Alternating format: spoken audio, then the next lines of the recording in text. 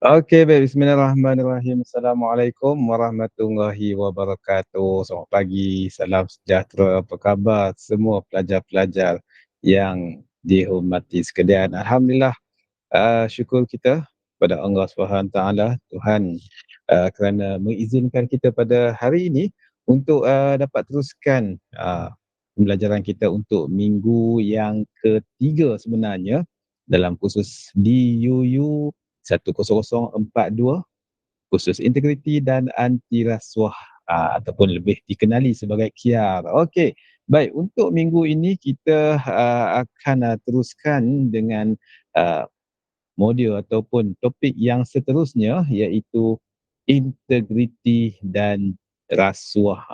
Okey, integriti dan rasuah, di mana kita akan lihat dua perkara, iaitu integriti yang pertama dan juga yang kedua adalah rasuah. Okey, baik. CLO untuk topik ini adalah membincangkan nilai integriti dalam kehidupan seharian. Okey, adakah adanya nilai integriti dalam diri kita, terutamanya dalam hidup kita sehari-harian ini. Okey, dan hasil pembelajaran setelah mempelajari bab ini, pelajar dapat mempelajari berkaitan dengan integriti versus rasuah. Yang pertama, okey, berkaitan dengan pengenalan kepada integriti, kita nak lihat pelbagai definisi integriti itu sendiri. Banyak definisi integriti itu. Okay, yang kedua, faktor-faktor yang menjejaskan integriti. Yang ketiga, contoh perbuatan tidak berintegriti oleh individu yang perlu kita jadikan teladan. Yang seterusnya, yang kedua, iaitu memahami minda perasuah. Macam mana orang yang terima rasuah ni, dia ada mindset dia yang sendiri. Ni yang kita nak lihat. Mungkin benda ni kadang-kadang kita terlepas pandang sebenarnya. Okey, dan seterusnya, kita nak lihat bagaimana dan juga memahami bidang pekerjaan. Okey, kerjaya manakah yang berisiko tinggi untuk berlakunya rasuah. Okey, yang keempat, bagaimana untuk membudayakan integriti tersebut.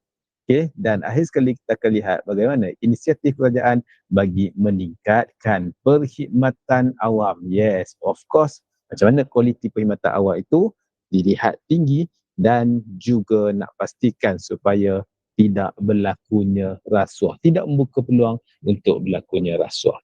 Baik, dan sepotong ayat Quran daripada surah Ar-Ra'd ayat yang ke-11, di mana menyatakan sesungguhnya Allah Subhanahu Wa Taala tidak mengubah keadaan sesuatu kaum sehingga mereka mengubah keadaan ada pada diri mereka. Okey. Baik, bila sebut berkaitan dengan integriti, salah satu perkara yang ditekankan oleh kerajaan pada masa kini adalah berkaitan dengan tata kelola negara. Pentingnya di sini. Dan tata kelola ataupun governance, yang baik ini merupakan satu aspek kritikal, aspek yang kritikal bagi kemakmuran negara dan juga kemajuan sesebuah negara. Kita nak lihat graf negara kita, ya, pelajar-pelajar sekalian. Graf negara kita nak lihat makin lama makin naik. Dan di sinilah pentingnya apa? Pentingnya tata kelola. Tata kelola ataupun governance yang baik ini. Dan secara tak langsung, ini akan bagi kesan kepada kesejahteraan rakyat. Dan perancangan governance yang konkret ini akan membuatkan ataupun hasilnya akan menjadikan apa?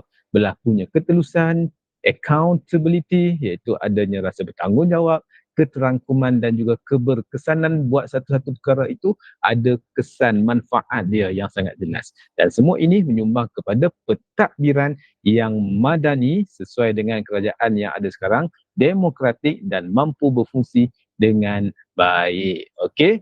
Baik, kita beralih kepada apa yang dimaksudkan dengan urus takbir, tata kelola, ataupun yang disebutkan tadi adalah governance. Dan bila sebut berkaitan dengan urus takbir ini, kita akan nampak dua pecahan dia, iaitu urus takbir urus, tata kelola korporat, dan yang kedua berkaitan dengan apa?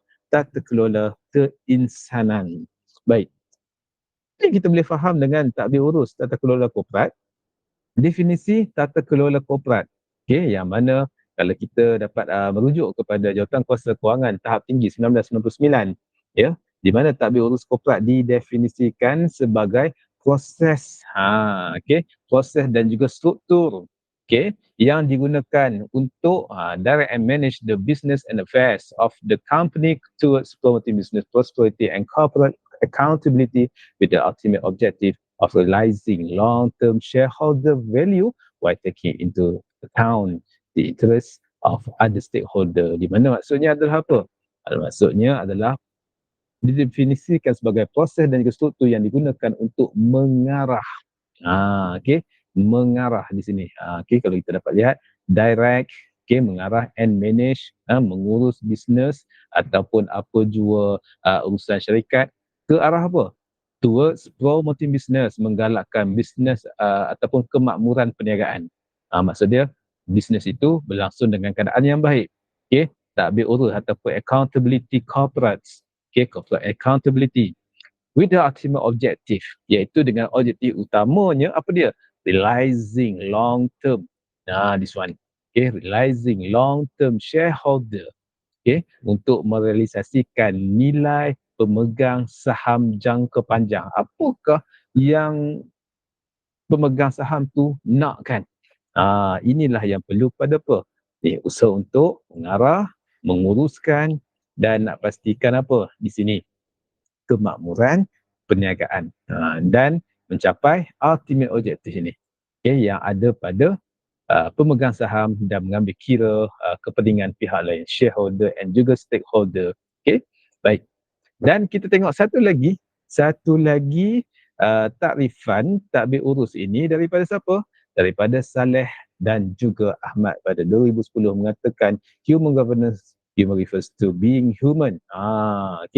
Dan being human means being guided by a common set of principles inherent in every human being. Dan ini adalah menjawab kepada beberapa benda dan kita perlu soal diri kita berkaitan dengan apa? Yang pertama, yang terlebih dahulu kita kenal diri kita dengan menjawab soalan siapakah saya? Siapakah saya? Dan apakah tujuan hidup kita sebenarnya? Apakah yang nyata, apakah yang tidak, apakah yang nyata, apakah yang tidak, dan serta bagaimana kita dapat mengetahui apa yang nyata. Nampak macam berfalsafah sikit. Dan yang kedua berkaitan dengan hubungan kita dengan realiti yang kita kena pasti yang boleh diformulasikan sebagai bagaimana kita sepatutnya berhubung dengan orang lain. Bagaimana kita sepatutnya berhubung dengan orang lain. That's mean di sini being human means being guided by a common set of principles inherent in every human being. Dia bukan setakat seorang-seorang dia saja, tapi dengan human antara human yang lain, dengan manusia yang lain. So di sini kita akan nampak bagaimana kita sepatutnya mengurus diri kita. Kita nak mengurus diri kita dan sejak zaman berzaman, bagaimana budaya di seluruh dunia ini berusaha nak kena pasti kualiti apa yang bermakna bagi manusia untuk melakukan perkara yang betul. Tadbir urus ni adalah dia berbalik kepada apa? Perkara yang betul. This one. Kita nak buat benda betul. Tindakan betul ataupun TTB. Bila buat benda yang betul inilah akan menghasilkan apa? Dia punya result yang betul. Jadinya bila kita dapat kena pasti dan kita buat benda ni secara tak langsung, apa yang akan kita dapat? Ini akan memastikan dia akan menjawab pada lebih daripada apa yang kita perlukan. Melampaui daripada menjadi moral, etika yang merupakan asas keinsanan kita dan ia tentang siapa kita dan alasan kita diciptakan. Dan kalau kita lihat ada contoh tata kelola yang lain, berkelakuan baik, dan bertanggungjawab ketika bermuamalah ataupun berhubungan. Kalau kita manusia, berhubungan kita dengan Tuhan. Lagi tak cukup lagi dengan itu, kita juga berhubungan dengan makhluk, dengan sesama manusia, dengan tumbuhan, dengan haiwan. Itu adalah juga tata kelola ataupun yang disebut sebagai tadbir urus. Kita boleh dapat sesuatu di situ. Alright. Baik, kita beralih pula kepada etika dalam kehidupan. Bila sebut berkaitan dengan etika ni, etika adalah badan ilmu tentang apa yang benar. Apa yang benar. okey, apa yang salah, right or wrong, apa yang baik dan buruk, good or bad. Jadi di sini, prinsip etika dalam diri individu ini akan memandu, kan, akan drive seseorang dalam pembuatan keputusan seseorang itu ketika berada dalam situasi sama ada membuat sesuatu pilihan ataupun alternatif yang berbeza. Kita nak pilih, nak buat A ke nak buat B. Di sinilah yang kita nampak apa? Sangat pentingnya etika. Baik, jadi ya, pelajar-pelajar sekalian, okey, di sini contohnya kita dapat lihat apa? Hari ini kita nak pakai pakaian apa? Hari ini kita nak makan makanan apa? Kan? What to do when we have several choices or what to choose when we have different alternative. Okay, prinsip etika dalam diri inilah yang akan memandu, yang akan bawa kita kepada tindakan, kepada perangai, dan inilah yang disebut sebagai etika adalah nilai moral, norma yang menjadi pedoman baik bagi satu individu maupun suatu kelompok dalam mengatur tindakan atau perilaku. Dan sekiranya kita memiliki prinsip etika yang baik, ni prinsip etika yang baik ini akan cenderung untuk lakukan perkara yang baik ataupun melakukan aktiviti yang baik. Jadi prinsip etika seseorang individu itu boleh dipengaruhi oleh banyak faktor. Faktor apa? Faktor budaya, faktor agama, faktor persekitaran, faktor institusi kerajaan, kerajaannya lagi, sistem governance dalam sebuah negara. Jadi faktor-faktor inilah yang akan menentukan apa? Integriti seseorang. Okey. Baik, so banyak benda yang influence yang akan mempengaruhi seseorang itu menjadi seorang berintegriti ataupun tidak. Okey. Baik. Jadi mudah untuk kita faham daripada apa yang kita dah melalui awal-awal perbincangan ini adalah apa? Tiada integriti akan menjadi punca berlakunya rasuah. Rasuah ini akan berlaku bila mana? Tidak ada integriti. This one. Sangat-sangat penting integriti ini. Okey? Baik, sangat-sangat penting integriti ini. Baik, ya. Okey. Seterusnya, dapat kita tengok pula, berkaitan dengan apa? Kaitan dengan apakah yang dimaksudkan dengan integriti. Apakah yang dimaksudkan dengan integrity? The quality of being honest and having strong principle, the state of being whole and undivided. Baik. Apa yang kita boleh faham kat sini? Di mana inilah kualiti yang menjadi seseorang yang jujur dan memiliki prinsip yang kuat, yang utuh dan tidak berbahagi. Maksudnya kalau integriti tu ni kualiti yang memang dia takkan tak ada kompromi. Orang kata apa? Bolehlah kalau tipu sikit. Dia boleh pecah kan? Tak. Tapi kalau orang yang betul-betul yang ada integriti ni, maksud dia solid di situ. Solid di situ. Tak ada bagi chance untuk dia melakukan perkara yang tak sepatutnya. Quality of being honest. So kalau kita dapat faham di sini, sangat-sangat penting untuk kita jadi orang yang jujur. Baik. Dan kejujuran, ketulusan, kesempurnaan dan keutuhan. Inilah yang dimaksudkan dengan apa? Dimaksudkan dengan integriti. Kita ada integriti individu yang ada pada seseorang itu. Kita ada integriti organisasi. Kita juga ada integriti penjawat awam. Inilah bentuk-bentuk integriti yang wujud dalam negara kita. Baik. Selain itu, kalau kita dapat lihat lagi, secara umumnya kita ni kita dapat faham dalam satu lagi takrifan, takrifan yang ada pada Pelan Integriti Nasional. Pelan Integriti Nasional ni dimansuhkan bila mana telah diterbitkan Pelan Anti Rasuah Negara. Pelan Anti Rasuah Kebangsaan, National Anti Corruption, NACP plan. Dan kita dapat lihat juga integriti ini secara umumnya adalah apa? Kualiti. Kualiti yang jenis macam mana? Kualiti yang unggul, yang wujud secara keseluruhan dan padu. Maksudnya holistik. Kan holistik. Okey, holistik menyeluruh pada individu, pada organisasi, dan ia berkait rapat dengan etika. Kalau benda ni ada pada manusia, tak kiralah student, tak kiralah pada orang-orang yang berpangkat tinggi, berpangkat rendah, akan menjadikan diri kita ni okey, seorang yang berintegriti, seorang yang beretika. Baik, dan maksud integriti ni kalau kita lihat satu lagi takrifan daripada Institut Integriti Malaysia mengatakan apa? Perihal sifat individu dan organisasi yang sempurna berteraskan nilai murni, seperti jujur, benar, amanah, adil, bertanggungjawab, telus, cekap dan juga bijaksana. Nilai-nilai inilah kalau kita dapat gabungkan dan ada pada seseorang, maksudnya orang itu akan menjadi seorang yang berintegriti ataupun kita panggil apa? Orang yang berkelas tinggi, grade A. Okey, sebab apa? Orang yang jenis baik, sempurna yang sempurna. Okey, baik. Jadi integriti secara ringkasnya ialah is doing the right thing. Buat benda yang betul. Okay, even when no one is watching. Walaupun tak ada orang pun yang sedang lihat kita. Dan pernyataan ini disebut oleh C.S.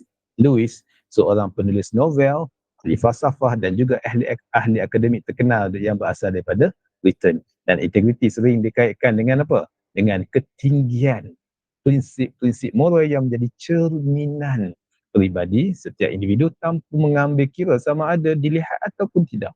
Dan kemahuan untuk melaksanakan sesuatu tugas without fear of favor. Bukannya buat satu benda tu bukannya sebab takut. Kan bukannya sebab benda tu minat. Okey? Tapi disebabkan apa? Itu adalah satu pendirian yang wajib dihayati dan juga dipegang kuat oleh setiap penjawat awam secara umumnya. Okey? Baik, boleh faham di sini. Bahasa ringkasnya adalah apa? Buat sesuatu perkara yang baik dan juga betul. The right things. Okay? Walaupun tak ada mata pun yang sedang memandang kita. Okay? Bagaimana integriti di negara kita, di kalangan masyarakat kita? Okay? Ada satu video ini, kita boleh tengok. Alright?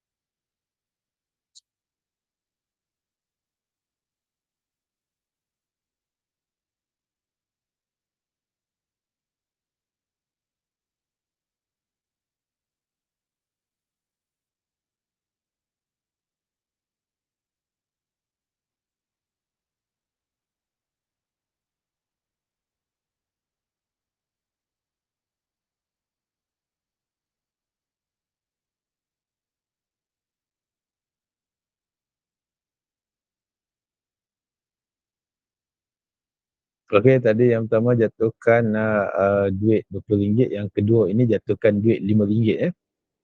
Okey, ini adalah social experiment.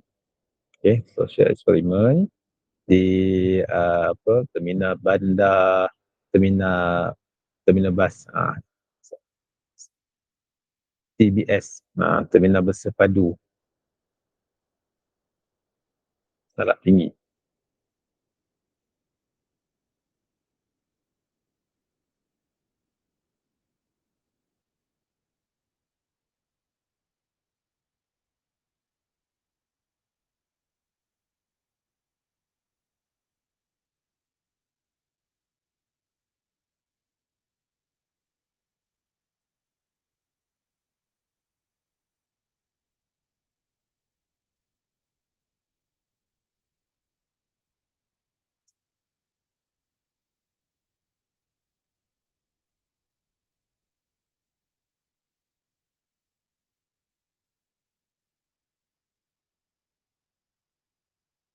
Okey, yang ketiga ini menjatuhkan duit RM1.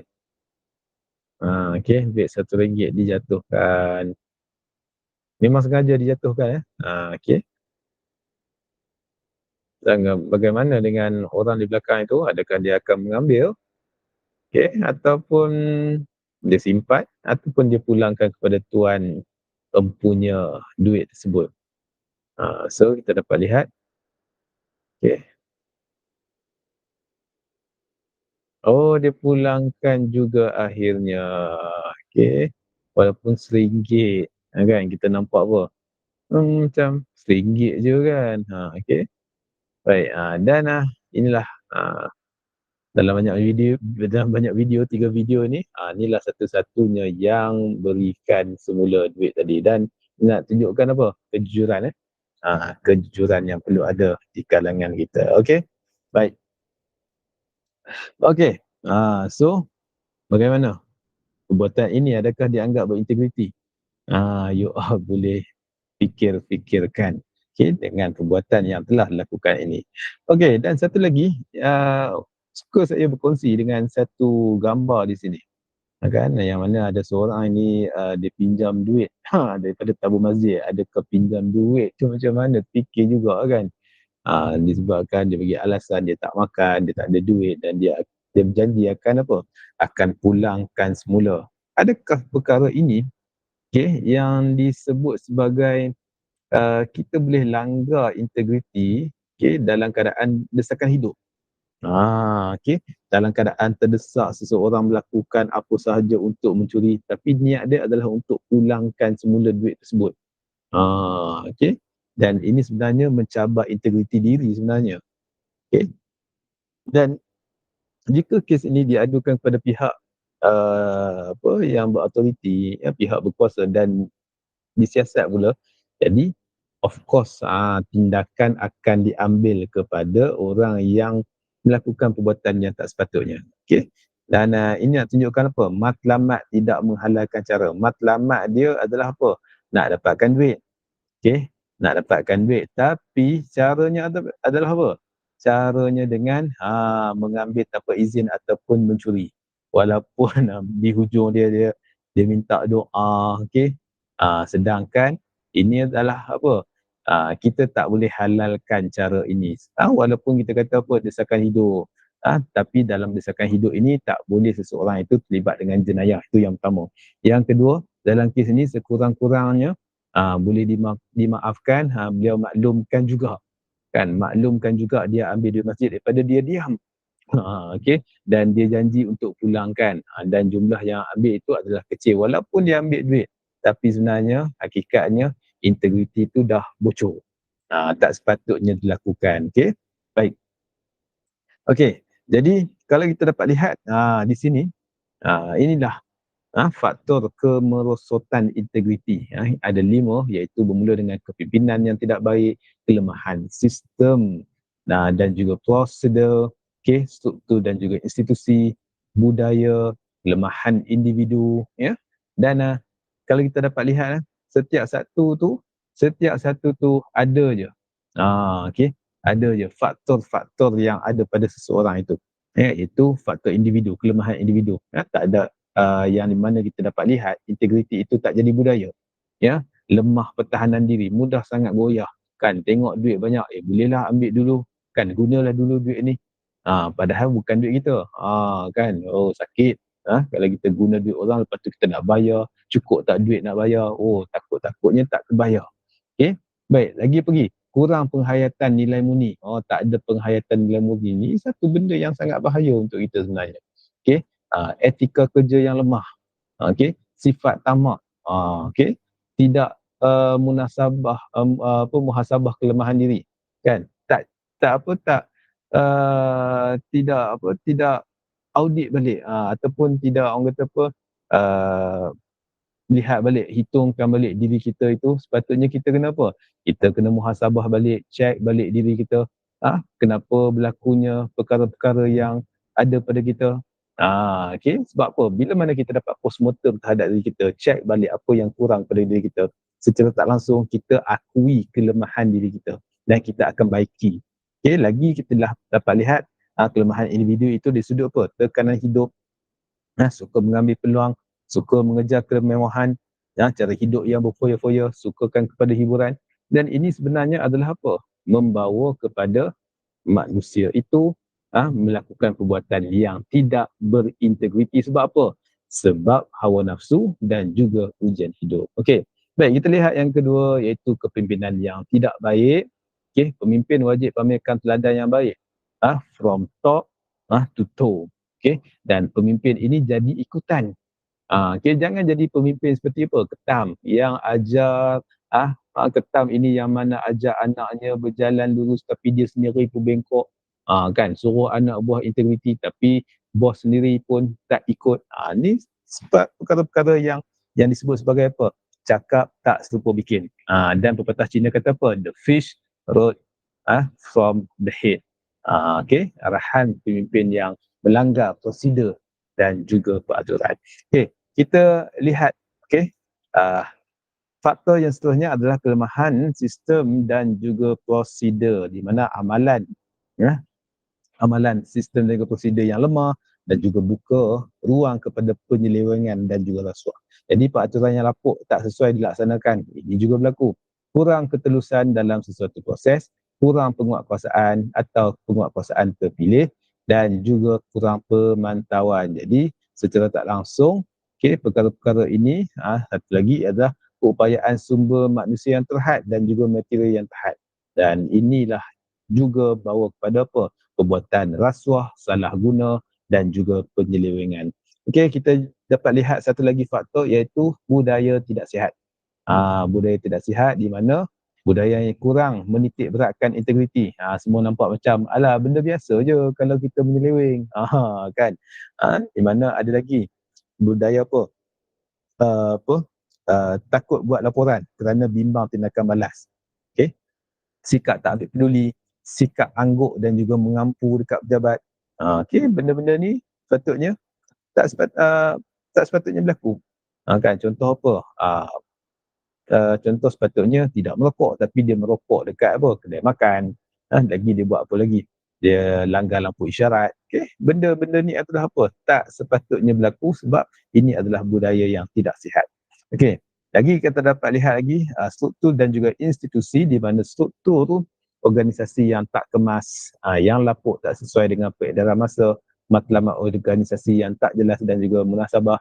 Okay, lagi kalau kita tengok di sudut institusi tu pula, pertindihan skop, tugas dan tak ada tanggungjawab antara institusi, tak ada koordinasi, penyelarasan antara organisasi, pertentangan matlamat antara institusi. Ini sepatutnya kena lihat semula supaya tidak berlakunya rasuah, penyelewengan dan juga salah guna kuasa. Jadi persoalannya, mengapa individu boleh terjebak dengan rasuah? Macam mana dia boleh terlibat? Kan, macam mana dia boleh terlibat? Kenapa? Dia tak tahu ke? Okay. Antaranya kita ada 10 poin di sini, iaitu pertama, tak ada integriti. Yang kedua, suka diraih. Sifat suka diraih. Okay, tolong celebrate. Kan? Okay, buat kerja sikit, minta belanja. Okay, kalau tak diminta belanja, dia akan ungkit, akan bunyi, akan rasa tak puas hati. Okay? Lagi pergi. Sifat ingin untung secara mudah. Nak cepat untung. Okay? Budaya organisasi yang beri hadiah. Kan bos, takkanlah kita dah buat penat-penat ni tak ada hadiah untuk kita. Okay? Sangat-sangat bahaya sebenarnya, sebab dia buka ruang. Untuk apa? Untuk diraih. Okay? Lagi pergi. Persepakatan jahat antara pegawai dan juga kontraktor. Okay. Pegawai dan juga kontraktor. Kan bagi hadiah lah, apa benda lah. Inilah. Kalau satu tangan, kalau bertepuk ni, dia tak jadi bertepuk sebelah tangan. Dia kena bertepuk 12 tangan. Tangan pegawai, tangan kontraktor baru bunyi. Okey. Baik. Taktik kontraktor. Sebab apa? Nak jalinkan hubungan baik dengan pegawai tertentu. Okay, taktik kontraktor juga bermula dengan apa? Keraian ataupun hadiah yang kecil. Okay. Taktik lagi, berbaik-baik hari ini dan mengena hari esok. Lagi pergi, diuji dengan rasuah berulang kali dan akhir sekali berjaya tolak rasuah, tetapi bukan selamanya. Okay. Right. So, ini adalah 10 sebab individu boleh terjebak dengan rasuah dan juga salah guna kuasa. Okey. Baik, kalau kita tengok kes sebenar perbuatan tidak berintegriti ni cukup banyak. Antaranya apa? Okey, penyelewengan dalam subsidi baja padi. Peperiksaan audit mendapati penyelewengan berlaku dalam bentuk berikut. Pesawah tak terima subsidi baja. Okey, penerima bukan pesawah. Penerima yang sama terima daripada dua sumber. Boy. Kan? Dia ambil bahagian orang lain. Penerima subsidi melebihi kelayakan. Ni antara apa? Penyelewengan. Lagi kita tengok apa? Bekas pengarah pasukan dokumen naik pangkat. Pasukan dokumen. Okey, grade yang pertama pada grade 48. Lepas tu grade 52. Lagi apa lagi? Pasukan pula. Kan surat kenaikan pangkat. Okey, sampailah ke grade 54. Oh, banyak tu. Okey. Banyak tu yang mana melibatkan angka yang cukup banyak, 40,000, okey, 5,000, 5,700, dan apa yang mahkamah lakukan adalah menjatuhkan hukuman 2 tahun penjara dan juga 10,000 denda. Okey. Ni perkara yang tak sepatutnya berlaku lah. Okey. Dan juga ada yang mengambil kesempatan terhadap ibu tunggal yang perlukan rumah. Pegawai sebuah agensi awam dakwa minta apa? Habuan seks. Ini juga adalah apa? Ini juga adalah perbuatan yang tak berintegriti. Minta habuan seks. Walaupun dia tak minta duit, tapi dia minta apa? This one adalah dalam bentuk apa? Servis. Juga dikira sebagai apa? Penyelewengan. Juga dikira sebagai apa? Rasuah. Sebagai balasan apa? Mendapatkan kelulusan. Okey. Dia kata apa? Okey, puan dapat rumah ni, okey, puan kena bagi something kat saya. Kan? Ataupun yang puan tu dia offer, cik tolonglah cik. Kan? Kalau cik dapatkan ni, saya akan layan cik dengan elok-elok. Ini adalah apa? Bentuk rasuah. Bentuk rasuah dan salah guna kuasa. Okey? Baik, apa lagi? Pasukan ijazah untuk dapat kerja. Okey, bekas pemutus kilang didenda, ya, ijazah dia tu, ijazah pada kolej swasta, dan mohon kerja sebagai apa? Timbalan CEO di sebuah kolej, dan mengaku salah dan dihukum denda sebanyak berapa banyak? 20,000. 20,000 boleh buat macam-macam kan, tapi kena denda. Sayang kan, duit kita tu boleh buat macam-macam benda. Okey, lagi pergi pecah amanah bekas amil. Bekas amil di penjara. Okey. Yang mana seorang amil, imam dihukum penjara 4 tahun dan 3 sebatan sebab melakukan pecah amanah. Okey, tak sepatutnya berlaku lah. Sebab apa? Amil ni orang yang dipercayai dan tertuduh mengaku bersalah kerana melakukan pecah amanah terhadap wang hasil kutipan zakat fitrah dan kutipan derma anak yatim sebanyak RM19,510. Okey, dan sendiri telah mengaku mengguna wang tersebut untuk diri sendiri. Okey, jadi inilah kan kes-kes yang telah berlaku sebentar tadi, dan apa yang kita nak tengok sekarang ini adalah apa? Berkaitan dengan cabaran untuk kita adanya integriti dekat diri kita, tapi apa cabaran dia? Kurang motivasi untuk bekerja. Dia tengok orang lain bekerja macam sambil lewa, dia pun tak ada motivasi. Kurang cekap, tak kompeten. Salah guna kuasa. Apa lagi? Berlakunya penyelewengan. Aduan daripada orang. Okay? Memasukkan dokumen. Kelemahan sistem dan juga prosedur. Conflict of interest. Conflict of interest ni maksudnya apa? Dia lihat ada orang yang baik dengan dia, okay? Ataupun saudara dia, dia gunakan untuk dapat manfaat. Ini adalah apa? Conflict of interest. Tidak beretika, tidak berkualiti, dan akhirnya membawa kepada apa? Berlakunya rasuah. Cabaran untuk seseorang itu adanya integriti. Okay? Baik. Dan kita juga kena faham minda perasuah ataupun mindset perasuah ni macam mana. Apakah alasan seseorang individu itu untuk melakukan rasuah? Kan, dia nak petik apa alasan tu.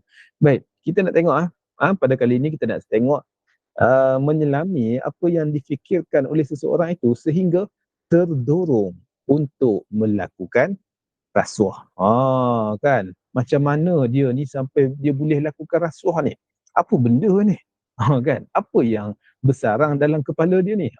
Kan, ni adalah benda yang sangat menarik sebenarnya. Kan, kalau kita dapat tahu, kalau kita dapat tengok benda yang sangat menarik. Kan, sangat menarik, dan ini juga akan bagi satu perkara yang kita boleh faham. Kalau orang ni ada mindset macam ni sebenarnya, okey, kan bibit-bibit nak berlaku rasuah itu sudah ada. Okey, baik kita lihat yang pertama. Okey. Yang mana yang pertama ini, kan dia akan kata apa? Kenapa saya ambil rasuah? Okey. Kenapa saya ambil rasuah? Okey, lepas tu okey, mindset sekali terlepas, selamanya terlepas, bercita-cita tinggi dan juga tamak demi survival hidupnya, sindrom kecewa, kepimpinan melalui teladan, mangsa keadaan dan takut kena pulau. Okey, kita tengok yang pertama. Okey, kenapa saya ambil rasuah? Alasan dia kata apa? Kalau saya tak ambil, orang lain akan ambil. Kan? Individu ni anggap apa? Tak mengapa pun kalau ambil sebab apa? Sikit je. Kan? Jenayah kecil saja. Okey, kalau tak ambil rugi. Malah rasuah ini akan apa? Membawa kepada keuntungan. Alasan dia kata apa? Dalam dunia moden sekarang susah nak tolak. Kalau kita tolak esok belum tentu lagi. Tak dapat yang macam ni. Lagipun dia tak minta pun. Dia orang yang nak bagi. Okey. Ini juga dikirakan sebagai rasuah. Okey, baik kita tengok. Minda perasuah yang seterusnya. Okey, bercita-cita tinggi dan tamak. Kan ada ambitious, big ambitious, kan cita-cita yang sangat besar dan tamak, mahu kaya macam pegawai yang lain. Okey, sifat tamak menguasai diri. Jadi bila dibandingkan dengan orang lain yang ada kemewahan, kekayaan dan dia pun nak juga dibandingkan dengan cara malas nak berusaha tapi nak dapat lebih. Dan dia persoalkan pula orang lain boleh kaya, kenapa saya tidak boleh? Dan dia kata apa? Peluang hanya datang sekali. Ni mindset ni. Bercita-cita tinggi dan tamak. Okey, baik. Kemudian mindset yang ketiga apa? Takut. Kan mangsa dalam keadaan takut kena pulau. Okey. Jadi disebabkan apa? Melakukan rasuah sebab tekanan kerja. Tekanan rakan sekerja, rakan sejawat. Sekiranya enggan ambil, kan rakan-rakan akan pulaukan dia. Okey, sekiranya dia tak ambil, okey. Sekiranya dia tak ambil, dia kena pulau. Okey, jadi dia kena ambil. Barulah dia tak kena pulau. Nak mudahkan apa? Hidup dia. Jadi dia terpaksa terima juga. Okey. Baik. Dan seterusnya, kepimpinan melalui teladan. Siapa punya teladan ni? Mengikut teladan buruk. Teladan yang tak elok yang buruk. Siapa punya teladan ni? Daripada bos, daripada senior-senior. Kan, bos pun sama juga. Saya ikut bos dah. Okey. Dan sekiranya pemimpin tu dia pentingkan integriti, of course takkan berlaku perkara-perkara ini. Kan? Dan ini akan meningkatkan nilai integriti dalam organisasi tersebut. Dan sekiranya pemimpin itu melakukan rasuah, warga organisasi itu juga akan rasakan tak salah pun bila buat rasuah. Kan? Tak salah pun bila ambil sikit. Kan? Bos boleh sapu, takkanlah saya nak jadi orang baik pula. Kan saya pun ikutlah. Okay. Baik, so kat sini kita kena faham bila jadi leader, tingkah laku pemimpin ini sentiasa diperhatikan oleh warga organisasi. CCTV is everywhere. Okay. Baik. Dan seterusnya, mindset apa lagi? Mindset, sekali terlepas, selamanya terlepas. Kan dia tengok rakan-rakan dia terlepas, kan dah ambil rasuah, terlepas kan. Tak kena tindakan apa-apa. Sekali terlepas, 2 kali terlepas, 3 kali terlepas. Tapi kena ingat, okay, sekiranya tak ada apa-apa, is okay lah. Tapi dia orang akan pegang apa? Kalimah keramat ni apa dia? Semuanya ditanggung beres, berani buat, berani tanggung lah. Dan perkara ini memotivasikan mereka untuk apa? Untuk mengulangi perbuatan tu. Katakanlah kalau kena tangkap, dia akan bongkarkan, dia akan kaitkan orang lain yang turut sama melakukan kegiatan jahat dalam sebuah organisasi. Okey. Baik, apa lagi? Mindset yang seterusnya adalah apa? Sindrom kecewa. Kan, dia rasa apa? Tak adil lah.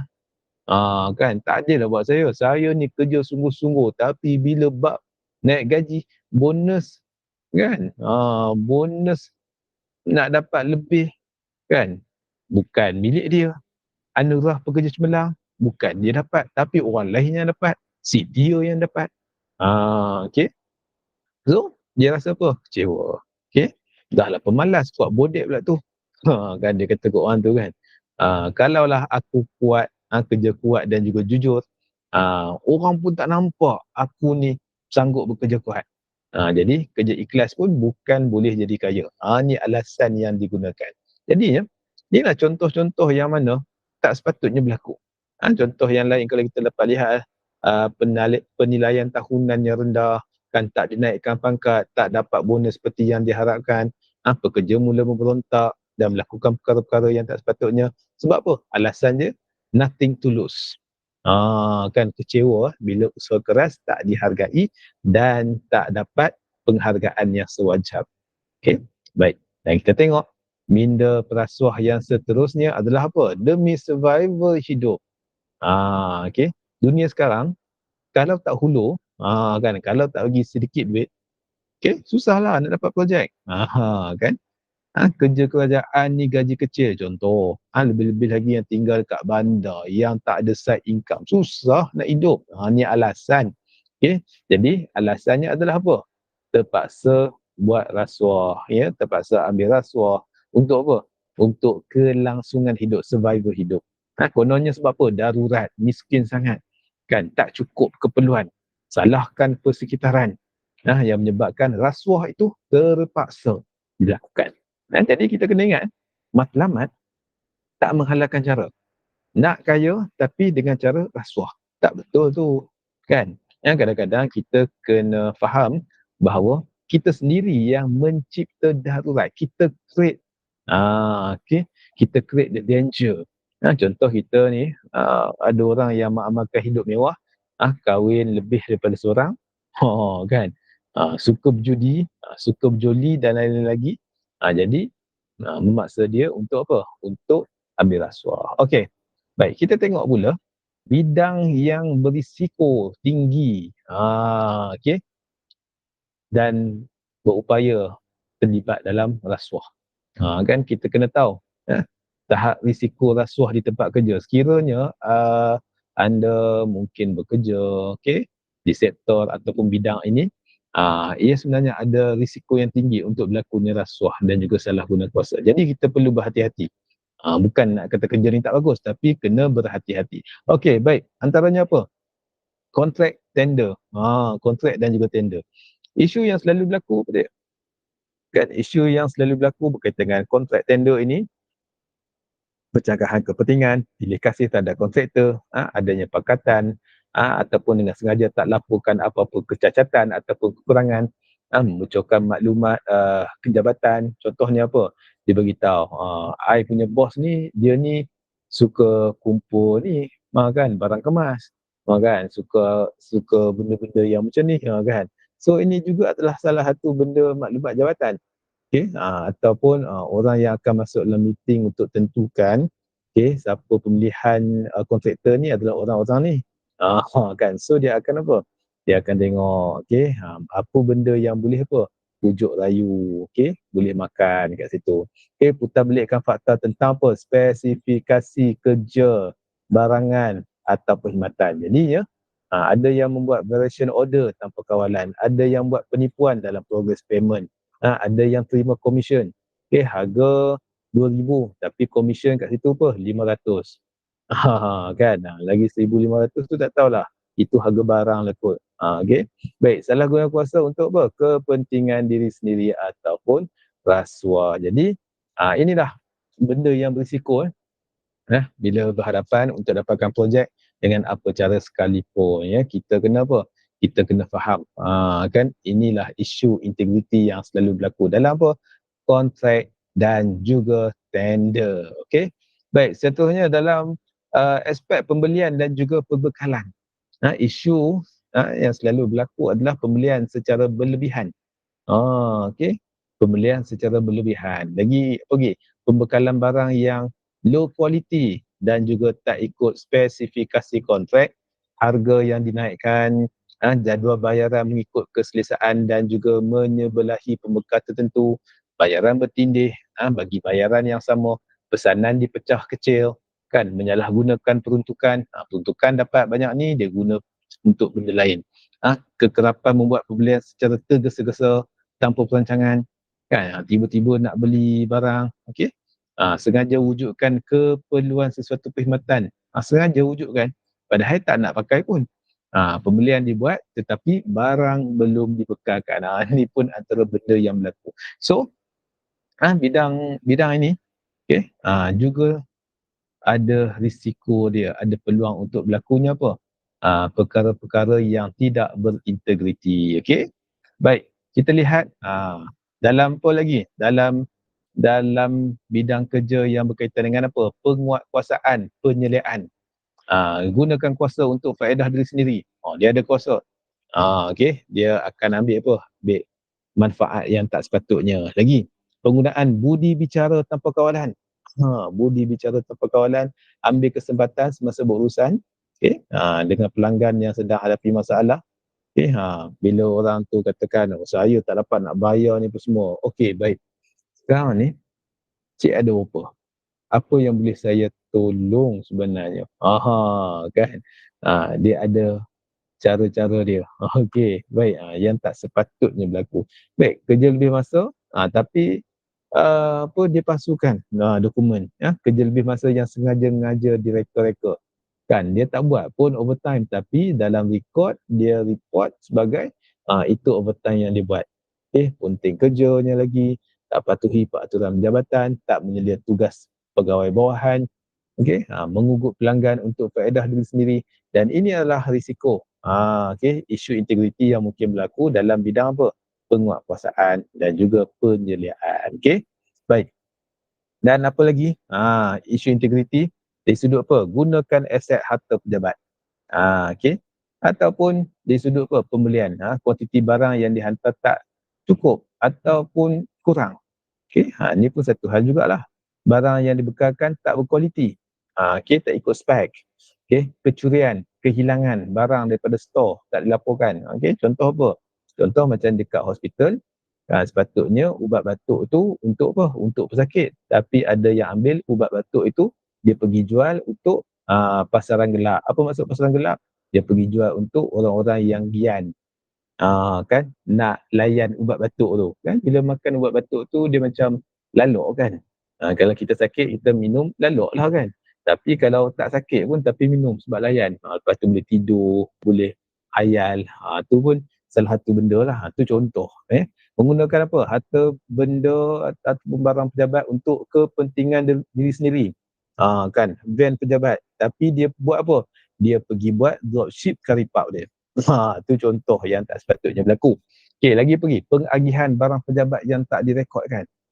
Okey. Barang pejabat, banyak pergi dekat dia.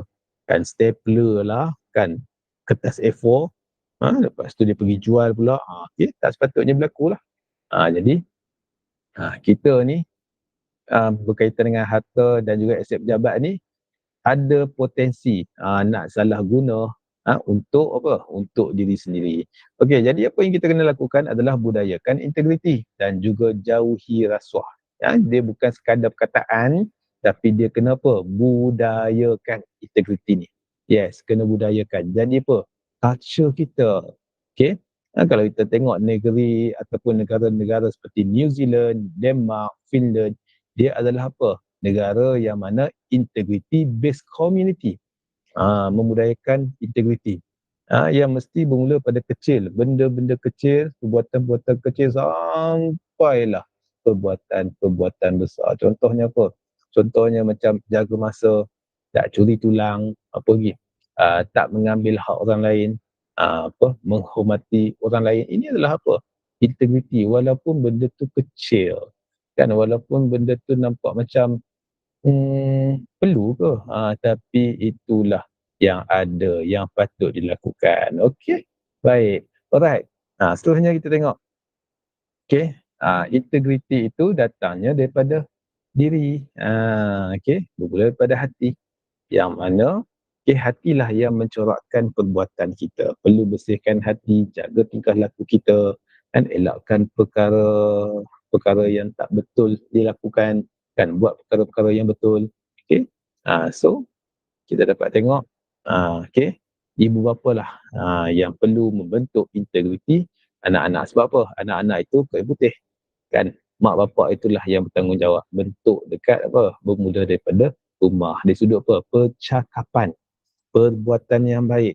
Jadi ibu bapa itu tak lepas tangan dalam tanggungjawab bentuk kepribadian anak-anak. Bukannya passing kepada guru, okey, guru tolong bentuk anak saya macam ni. Bukan. Patutnya mak bapak pun kena ambil part sekali, okey? Baik. Kita boleh tengok video ni. Okey? Kan. Anak dia nak buang sampah. Okey?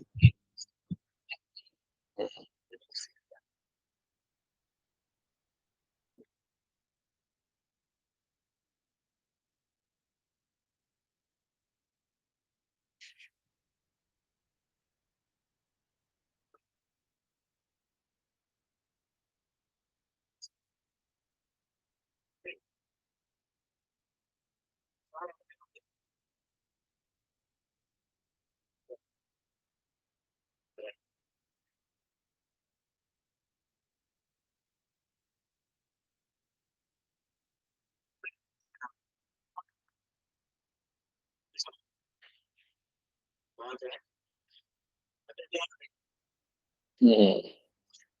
Okey, simple ya. Okey, itu bina integriti. Okey, bermula daripada mana? Bermula dari rumah. Okey, jadi kena buat apa?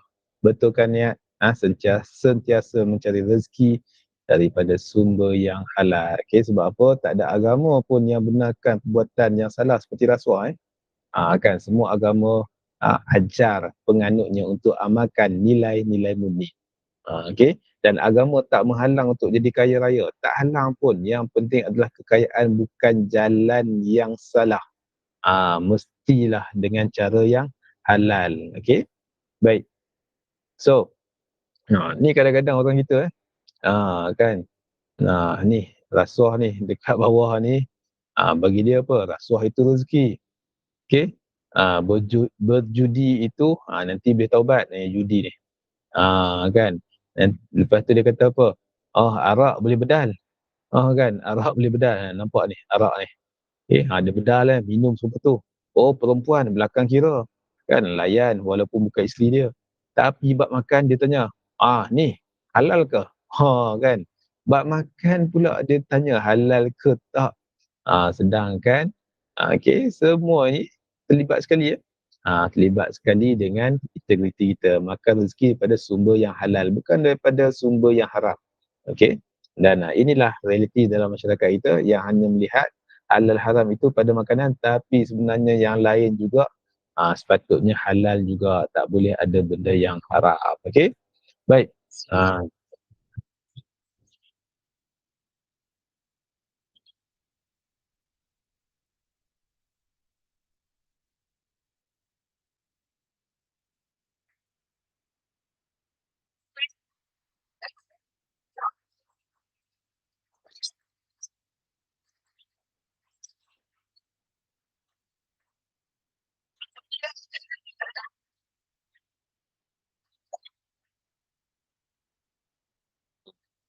Pipin pun pesan supaya apa?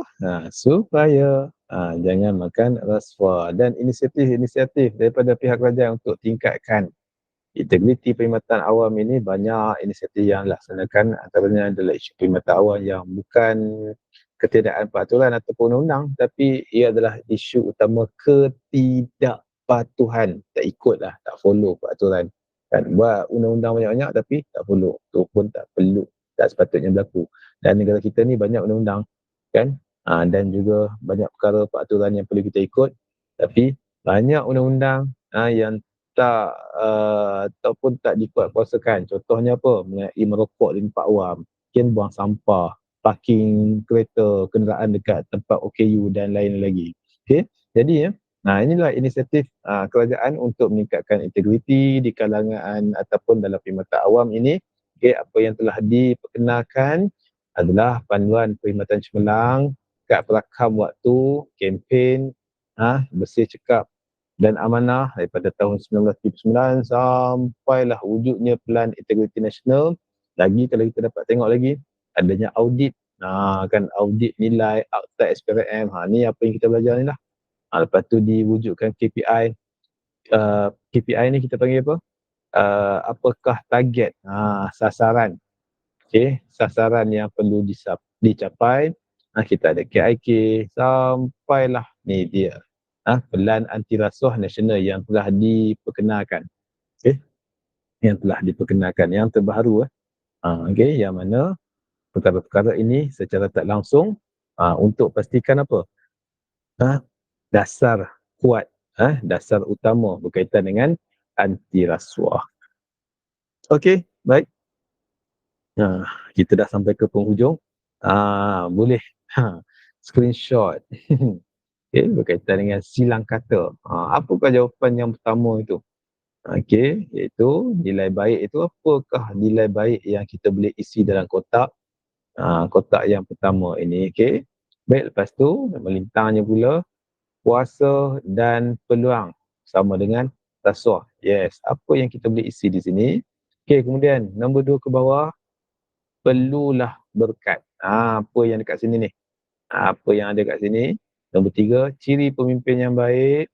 Dan yang keempat, apakah pelita hidup kita? Okey, baik pelajar-pelajar sekalian. Itu sahaja untuk kelas kita pada kali ini. Terima kasih semua. Dan kita ada latihan pengukuhan yang akan saya berikan dan akan dimaklumkan kepada semua. Okey. Baik, terima kasih atas perhatian. Mohon maaf atas kekurangan dan jumpa lagi di lain kesempatan. Assalamualaikum warahmatullahi wabarakatuh.